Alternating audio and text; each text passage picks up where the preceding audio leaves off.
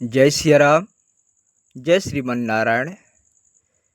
श्री लक्ष्मी नारायण वैदिक ज्योतिष केंद्र में आप सभी धर्म प्रेमी भागवत भक्त और धर्म अनुरागियों का हार्दिक अभिनंदन, स्वागत है।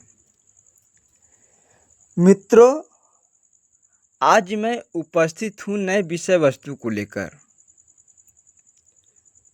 अगर आप हमारे चैनल पे पहली बार आए हैं तो आप हमारे चैनल को सब्सक्राइब करें, वीडियोज़ को शेयर, कमेंट्स और लाइक करें, बेल आइकॉन को प्रेस कर लें ताकि हमारी आने वाली हर वीडियोज़ की नोटिफिकेशन सबसे पहले आपको प्राप्त हो। तो मित्रों, आज का विषय वस्तु है जन्माष्टमी। जन्माष्टमी क्यों मनाया जाता है, कब मनाया जाता है और इसका विधि क्या है, इसका शुभ मुहूर्त क्या है, ये हम जानेंगे। जैसा कि हमारे सनातन धर्म के अनुसार और सनातन धर्म के पंचांग के अनुसार भाद्रपद के कृष्ण पक्ष अष्टमी तिथि को रात्रि में 12 बजे भगवान कृष्ण का अवतार कंस के कारागार में हुआ था, जिससे भगवान ने इस अवतार के माध्यम से दुष्टों के संहार और धर्म की स्थापना के लिए अवतार ग्रहण किए थे। तो चलिए हम लोग बातें कर लेते हैं कि इस बार कब मनाएं, किस दिन मनाएं। इस विषय वस्तु पे हम लोग थोड़ा चर्चा कर लेते हैं। इस बार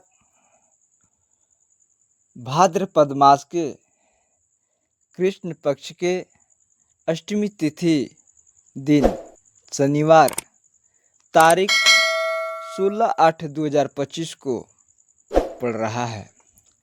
इसी दिन गृहस्थ आश्रम में रह रहे देश और विदेशों में जितने भी सनातनी भाई हैं, वो विश्व भर में 16/8/2025 को रात्रि के 12 बजे भगवान कृष्ण का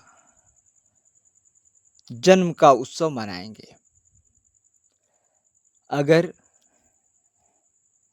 वही हम बातें करें हमारे वैदिक धर्म के अनुसार 4 वर्ण को माना गया है। उसमें एक वर्ण आता है गृहस्थ आश्रम। गृहस्थ आश्रम में रह रहे जितने भी गृहस्थी जीवन को बिता रहे हैं, पारिवारिक सुखों को भोग रहे लोग हैं, वे लोग 16/8/2025 को रात्रि 12 बजे भगवान कृष्ण का अवतार का भजन कीर्तन करेंगे और उस दिन व्रत और उपवास करेंगे। वही अगर बातें करें हमारे संत संप्रदाय, जो हमारे संन्यास आश्रम में रह रहे हैं, वैष्णव हैं, जो विरक्त हैं, जो इन संसार के मोह से मोह मुक्त हैं, जो देश और विदेशों में सनातनी संत लोग, साधु संत रहते हैं, वे लोग 17/8/2025 दिन रविवार को रोहिणी नक्षत्र में रात्रि के 12 बजे से कृष्ण जन्माष्टमी का पावन व्रत करेंगे और उनका जन्म उत्सव मनाएंगे। इस दिन वृंदावन, मथुरा, बरसाने, नंदगांव समेत सभी स्थलों पे जहाँ जहाँ भी संत संप्रदाय के लोग रहते हैं, उस दिन बड़े धूमधाम से कृष्ण जन्माष्टमी का व्रत मनाया जाएगा। शास्त्रों का मत है कि कृष्ण जन्माष्टमी के दिन छत्री, स्वर्णदान और गंगा स्नान का बहुत ज़्यादा महत्व होता है। जो व्यक्ति कृष्ण जन्माष्टमी के दिन छत्री का दान करता है, स्वर्ण का दान करता है और गंगा स्नान करता है, वो संसार के मोह से मुक्त होकर के जीवन और मृत्यु से छुटकारा पाकर के भगवान के शरणों में वास कर जाता है। यानी उस व्यक्ति का पुनर्जन्म नहीं होता, वो युग युगांतर तक भगवान के शरण में चला जाता है, वैकुंठ में उसका निवास हो जाता है। इसके बाद अगर बात किया जाए तो इस दिन भगवान श्री कृष्ण ने धर्म की स्थापना और अधर्म के नाश, सत्य पे असत्य पे सत्य का विजय का पताका लहराने के लिए भगवान कृष्ण का अवतार हुआ था। एक बात याद रहे, बहुत सारे लोग मनगढ़ंत बातें कहते हैं कि भगवान ने जन्म लेते हैं। ये बिल्कुल असत्य और कथित बातें हैं। भगवान ने आज तक किसी स्त्री के शरीर से जन्म नहीं लिया है। किसी भी धर्म ग्रंथ में कहीं वर्ण नहीं है, इसका वर्णन नहीं है कि भगवान ने जन्म लिया हो। भगवान अवतारी पुरुष हैं, वे अवतार लेते हैं। जब जब धर्म की हानि होती है, अधर्म बढ़ता है, असत्य का विकास होता है और गौ, ब्राह्मण और संत पर अत्याचार आरंभ होता है, तब तब युग युगांतर तक भगवान का अवतार होता है। सभी दुष्ट प्रवृत्ति के लोगों का नाश करके भगवान फिर से धर्म की स्थापना करते हैं। जन्माष्टमी के दिन भगवान कृष्ण के जन्म लेने का बहुत सारा कारण था। पहले कारण था कि उन्हें कारागार में जन्म लेना पड़ा। वैसा कारागार जहाँ एक पक्षी भी बिना इजाज़त के वहाँ नहीं जा सकता, एक पशु, एक मनुष्य भी वहाँ बिना इजाज़त के नहीं जा सकता। वैसे कारागार में वासुदेव और देवकी के मुक्त करने के लिए और कंस के अत्याचार के कारण भगवान को कृष्ण के रूप में अवतार लेना पड़ा। ये बातें भागवत कथा में भी वर्णित है। और भगवान कृष्ण ने जन्म लिया, उनका पालन पोषण नंदगांव में हुआ। माता यशोदा और नंद बाबा ने उसका लालन पालन किए।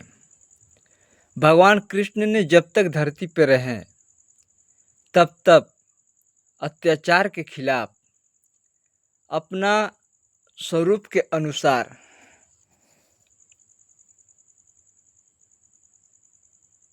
युद्ध किए और धर्म के स्थापना के लिए कभी भी धर्म का साथ न छोड़ कर के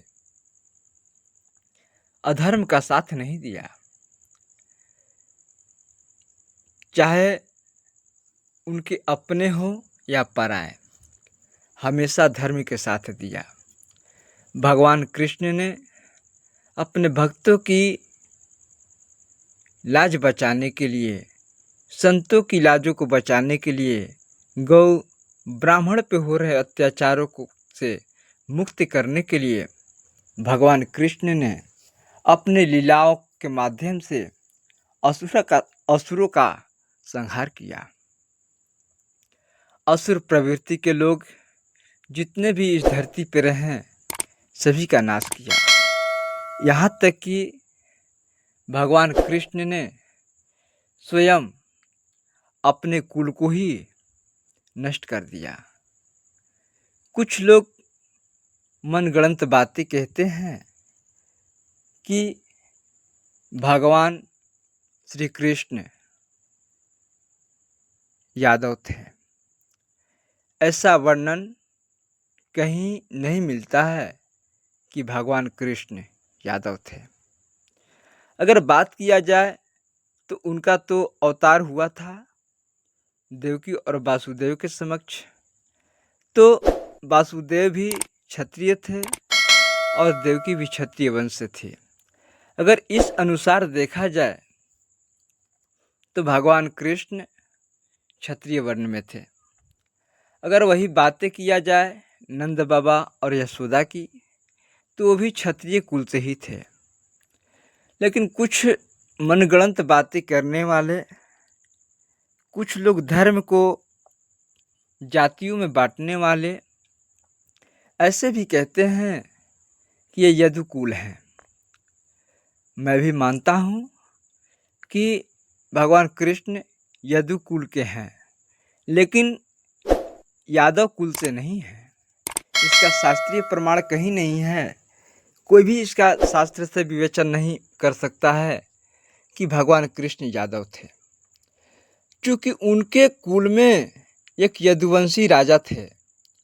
उनका नाम था यदु, और यदु के ही वंश में और यदु के ही नामों से यदुवंश का शुरुआत हुआ। और जो राजा यदु थे वे क्षत्रिय थे, न कि यादव थे। यदु नाम होने के कारण उनके वंश का नाम यदुवंश हो गया। पहले की राजा महाराजा या तो सूर्यवंश के होते थे या फिर चंद्रवंश। सूर्यवंश में जन्म लिए भगवान राम और चंद्रवंश में जन्म लिए भगवान श्री कृष्ण। और चंद्रवंश में ही आगे चल करके राजा यदु हुए और वहीं से इस यदुवंश की श्रृंखला बनी और उसी यदुवंश में भगवान कृष्ण का अवतार हुआ। यानी कि भगवान कृष्ण जहाँ जन्म लिए वहाँ भी क्षत्रिय वंश से थे और जहाँ उनका पालन पोषण हुआ वहाँ भी क्षत्रिय वंश के थे। बहुत सारे कथावाचक आजकल गलत भ्रांतियाँ फैला रहे हैं कि भगवान कृष्ण स्वयं यादव थे। यादव नहीं थे। ये मूर्खता की बातें हैं। मूर्ख जैसे बातें मत कीजिए। जो सत्य है उसे सत्य कहिए। भगवान कृष्ण यादव नहीं थे। यदुवंश में उत्पन्न होने के कारण उन्हें यदुवंशी कहा जाता है, न कि उनके नामों के आगे यादव लगता है। उनके नाम के आगे यादव नहीं लगता है, उनको यदुवंशी कहा जाता है क्योंकि राजा यदु के कुल में इनका जन्म हुआ और वहीं से यदुवंशी प्रारंभ हुए। जैसे राजा रामचंद्र के कुल में रघु हुए और वहाँ से रघु कुल का वर्णन मिलता था, उसी प्रकार चंद्रवंश के राजा यदु हुए और उसी यदु के नाम पर यदुवंश का विस्तार हुआ। जो लोग कहते हैं वे लोग गलत भ्रांतियाँ फैलाते हैं समाज में और समाज की तोड़ने की बातें करते हैं। ऐसा कहीं भी शास्त्र में विवेचन नहीं है, ऐसा कहीं भी शास्त्र में वर्णन नहीं है। अगर शास्त्र में वर्णन है तो हमारे साथ प्रमाण के साथ में आप आइए, आप प्रमाण दीजिए कि कहाँ पे शास्त्र सम्मत ये बातें हैं। तो ये सब भ्रांतियाँ हैं, इन सब विकारों पे आप न उलझें। आप सभी को कृष्ण जन्माष्टमी की बहुत बहुत बधाई एवं शुभकामनाएं। आप अगर चाहते हैं कि ऐसे ऐसे वीडियोज़ को हम बनाते रहें आपके समक्ष, अगर आपके मन में कोई भी प्रश्नोत्तरी चलती हो किसी प्रकार की कर्मकांड से लेकर के वैदिक धर्म में जितने भी